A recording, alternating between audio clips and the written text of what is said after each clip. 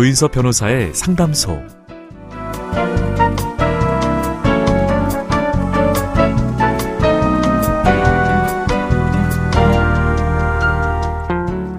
어서 오세요. 기다리고 있었습니다. 무슨 일이 있으신가요? 편하게 말씀하세요. 제가 들어드리겠습니다. 속 시원하고 정확한 자문으로 법률 문제를 풀어드리는 조인섭 변호사의 상담소, 지금 바로 문을 열겠습니다. 저는 조인섭입니다.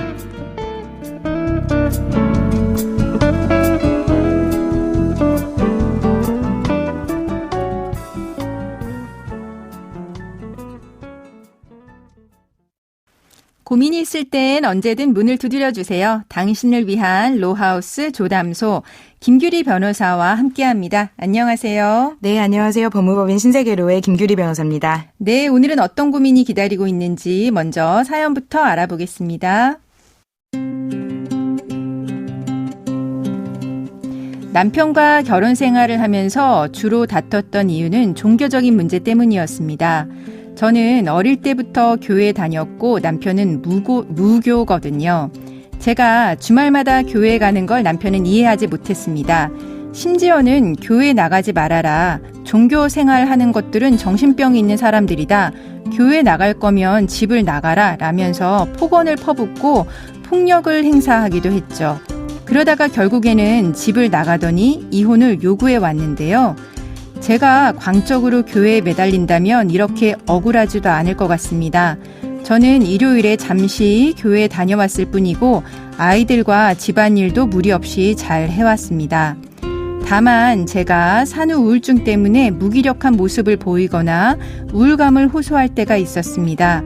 그럴 때마다 남편은 정신병으로 몰아세웠는데요. 지금도 제가 우울증 약을 먹고 있는데 이런 게 이혼 사유가 될까요? 아직 아이들도 어리고 저 역시 경제적으로 아무런 준비가 안 돼 있어서 이혼할 생각이 없습니다. 남편의 이혼 소송에 어떻게 대응해야 할까요? 종교적 신념 차이만으로 이혼 청구가 가능한가요?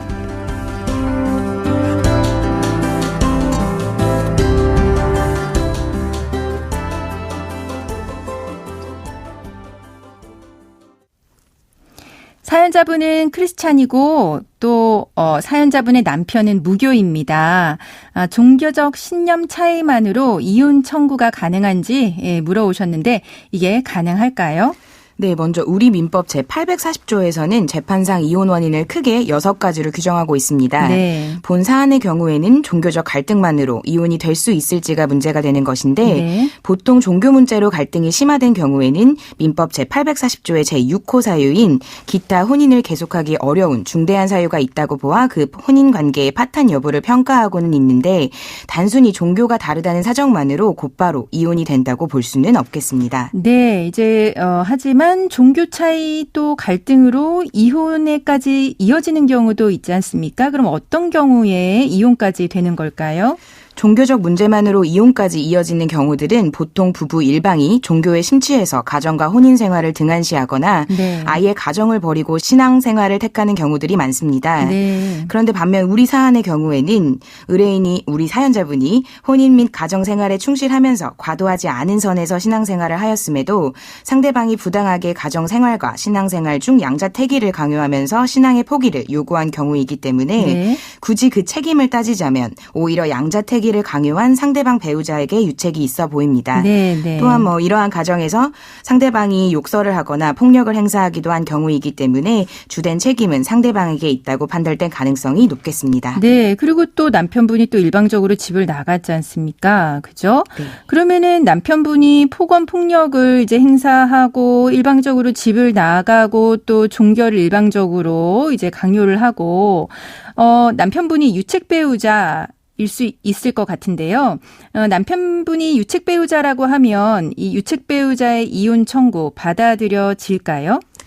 네, 원칙적으로 재판상 이혼 사유가 인정되더라도 혼인 파탄에 주된 책임이 있는 배우자는 그 파탄을 사유로 이혼을 청구할 수는 없습니다. 네. 대신 유책 배우자라고 하더라도 상대방과의 협의를 통한 이혼은 가능한 것이고요. 네. 근데 최근 들어 예외적으로 유책 배우자의 이혼 청구를 허용하는 경우들이 늘어나고 있습니다. 네. 만일 상대방 역시 혼인을 계속할 의사가 없음에도 단순한 오기나 보복적 감정에서 이혼 청구에 응하지 않고 있는 경우나 예. 유책 배우자가 상대방에게 진지한 사과나 용서를 구하는 등 그 유책성을 상쇄할 정도로 다른 일방에 대한 보호와 배려가 이루어진 경우 또는 혼인 파탄 이후 이미 상당한 세월이 흘러 두 사람 사이의 책임의 경중을 엄밀히 따지는 것이 더 이상 무의미하게 된 경우에는 예외적으로 유책 배우자의 이혼 청구를 허용하고 있는 것입니다. 네, 그러면은 사연자분은 이혼은 일단 원하지 않는다고 하고 있는 상황입니다.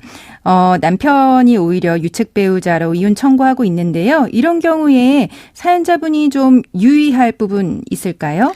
네, 사실 한쪽에서 이혼을 강력하게 원한다면 재판부에서도 많은 고민이 될 수밖에 없습니다. 그렇겠죠. 그렇기 때문에 일방 당사자가 이혼 소송에서 기각을 구하는 것이 쉽지만은 않은데요. 네. 특히 뚜렷하게 한쪽의 유책이 명확하지 않은 경우에는 가장 중요한 것은 재판부에게 그 혼인 생활의 회복 가능성이 있는지 여부를 설득하는 것입니다. 네, 회복 가능성. 네, 맞습니다. 특히 기각을 구하는 당사자가 소송 이전이나 이후에도 변함없이 가정의 유지와 회복을 희망하면서 이를 위해 얼마나 노력하고 있는지가 가장 중요하다고 할 수 있겠습니다. 네. 그리고 또 사연자분이 걱정하는 거는 지금 본인이 우울 증상을 보이고 있고 우울증 약을 복용하고 있는데 이런 우울증 약 복용을 정신병적 증세로 봐서 이게 또 혹시 이혼 사유가 되지 않을지 이걸 또 걱정하시거든요. 네, 부부 중 일방이 정신병적인 증세를 보인다고 해서 곧바로 이혼 청구가 가능한 것은 아닙니다. 네.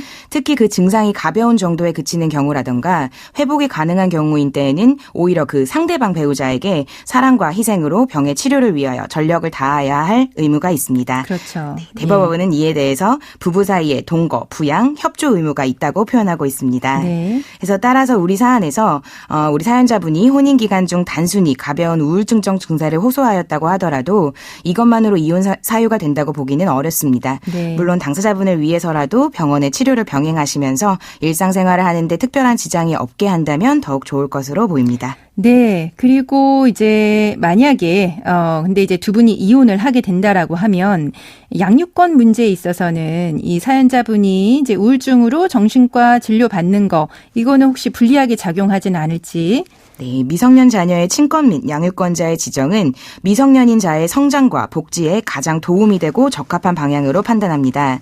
만일 양육자의 정신병적 증세가 아이들에 대한 정서적 방임 등 양육 문제 또는 아이들과의 직접적인 관계 형성에 악영향을 준다면 네. 양육권을 주장하기에 쉽지만은 않겠지만 우리 사연의 경우에는 이미 사연자분이 주 양육자로서 아이들을 잘 양육해왔고 충분히 치료도 가능한 것으로 보이므로 친권 양육권을 주장하는 데 문제될 사항은 없어 보입니다. 네, 그러면 지금까지의 상담 내용을 좀 정리를 해보겠습니다. 사연자분은 남편과 종교적인 신념이 달라서 갈등을 겪어왔는데요. 단순히 종교가 다르다는 사정으로 반드시 곧바로 이혼 사유가 된다고는 볼 수 없고요. 오히려 사연자분에게 폭언과 폭력을 행사하고 일방적으로 집을 나간 남편에게 유책이 있어 보인다고 이야기를 해주셨습니다.